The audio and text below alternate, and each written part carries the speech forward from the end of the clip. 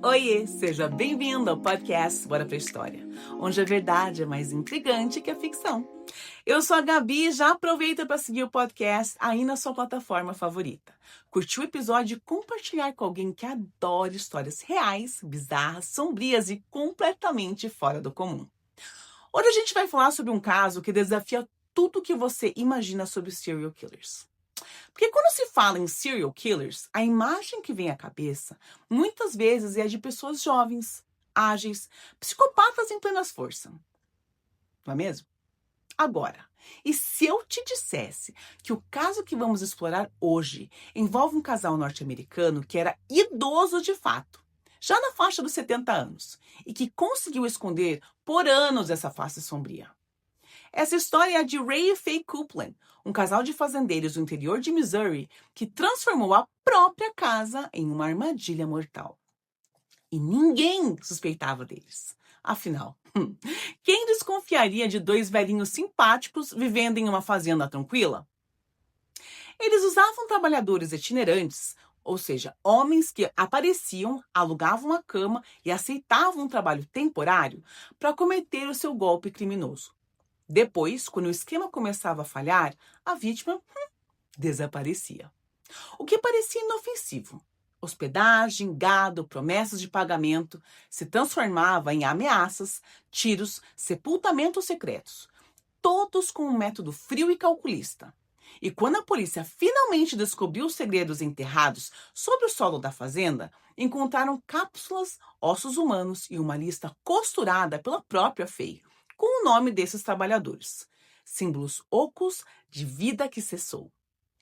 Hoje vamos contar todo o percurso, o tempo de crime, as vítimas, o momento da prisão, o julgamento e também refletir. Como isso foi possível? O que permitiu que dois idosos, que muitos consideravam inocentes, atuassem como assassinos em série? Então se acomode, aperte o play e prepare-se para mais uma história que mostra que o mal não pergunta a idade antes de agir. Ray Copeland nasceu em 1914 no Arkansas, em uma família pobre de fazendeiros. Durante a Grande Depressão, os tempos eram difíceis e ele cresceu acreditando que o mundo devia algo a ele. Ainda jovem, começou a se meter em pequenos crimes. Roubo de ovelhas, cheques falsos, mentiras aqui e ali. E com o tempo, essas pequenas trapaças se transformaram em um modo de vida. Já Faye, nascida em 1921, era o oposto. Reservada, religiosa, tímida e criada para obedecer o marido acima de tudo. Quando se casaram, ela tinha só 19 anos e rapidamente descobriu que Ray era um homem autoritário, violento e controlador. Mesmo assim, ela ficou, porque naquela época, mulheres como Faye não tinham escolha. Eles tiveram filhos, se mudaram diversas vezes e, após anos de instabilidade, compraram uma fazenda em Moonsville, Missouri. O cenário perfeito para o horror que viria. O golpe de Ray era engenhoso e cruel.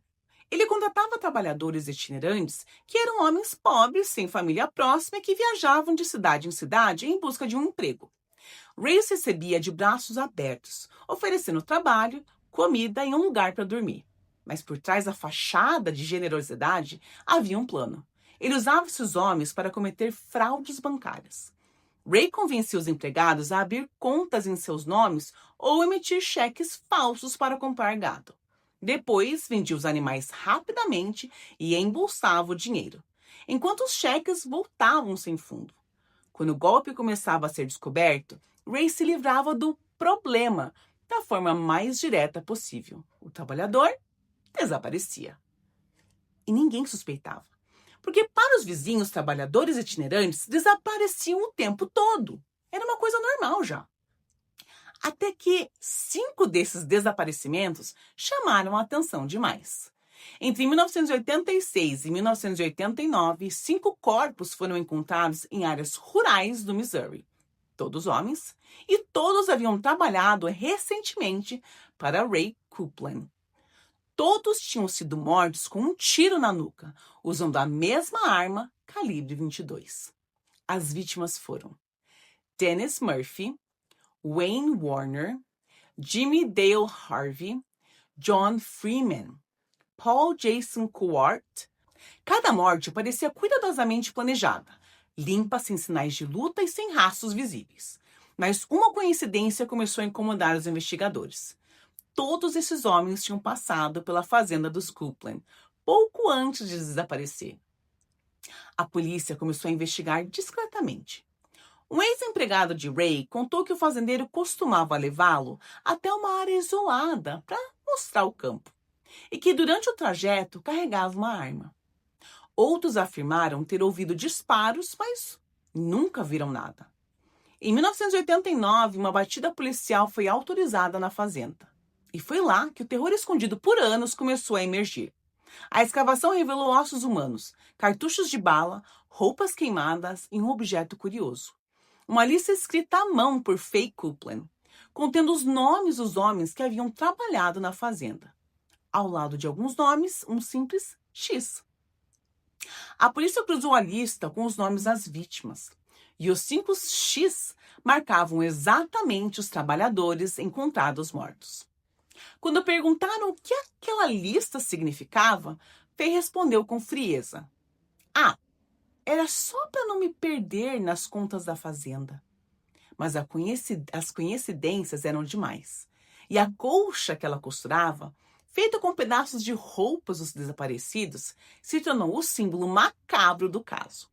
Em 1990, Ray e Faye Coupland foram presos e levados a julgamento. O caso chocou o país inteiro, não só pela brutalidade dos assassinatos, mas pela idade dos acusados. Ray tinha 76 anos e Faye 69. Durante o julgamento, a defesa de Faye alegou que ela era uma mulher submissa, vítima de anos de abuso e manipulação, sem controle sobre os atos do marido. Mas a acusação sustentava que era cúmplice, que ajudava a escolher as vítimas e que lavava o sangue. E ainda marcava a X dos que já haviam morrido. Ray, por outro lado, permaneceu em silêncio, quase o tempo todo, arrogante, sem demonstrar nenhum arrependimento. E no fim, ambos foram condenados por 5 assassinatos em primeiro grau. Ray Coupland foi sentenciado à pena de morte, tornando-se o homem mais velho a receber essa pena na história dos Estados Unidos. Faye também foi condenada à morte, sendo a mulher mais velha do país a receber pena capital. Mas, anos depois, por conta da sua saúde debilitada e o suposto histórico de abuso, sua pena foi reduzida para prisão perpétua. Ray morreu em 1993, de causas naturais no corredor da morte. Já Faye viveu até 2003, quando faleceu em um asilo após sofrer um derrame. Os investigadores acreditavam que Ray começou a matar por ganância, para não ser deletado e continuar lucrando com o esquema de cheques falsos. Mas há algo mais sombrio, a sensação de poder. Ele se sentia intocável, protegido pela idade e pela imagem do fazendeiro inofensivo. E talvez, depois de décadas de pequenas trapaças, o crime tenha virado apenas uma rotina, um vício. Já Faye permanece um mistério. Alguns dizem que ela foi tão vítima quanto cúmplice, dominada por um marido abusivo, presa em um relacionamento de medo e obediência. Outros acreditam que ela sabia de tudo e que os X e a colcha de retalhos era uma forma que ela encontrou de guardar lembrança dos mortos. O caso dos Coupland é um lembrete cruel de que o mal, ele não tem idade. Ele pode se esconder atrás de rostos enrugados, sorrisos gentis e xícaras de chá servidas no fim da tarde. A comunidade via Ray e Faye como um casal pacato, trabalhadores honestos e quase que os avós do bairro. Mas por trás da aparência de normalidade, havia 2 assassinos frios capazes de tirar vidas com a mesma naturalidade que o alimentavam o gado. Eles enganaram vizinhos, filhos e autoridades por anos e provaram que o horror pode morar nos lugares mais improváveis, até mesmo em uma fazenda cercada por flores. Se você gostou desse episódio, compartilha com alguém que adora histórias reais que desafiam o senso comum. Segue o Bora Pra História na sua plataforma favorita e não perca os próximos episódios. Agora me conta lá, você acha que Faye foi cúmplice ou vítima? Eu sou a Gabi e essa foi mais uma história em que a verdade é sempre mais intrigante que a ficção. Beijo, galera, e vejo vocês no próximo episódio. Tchau, tchau.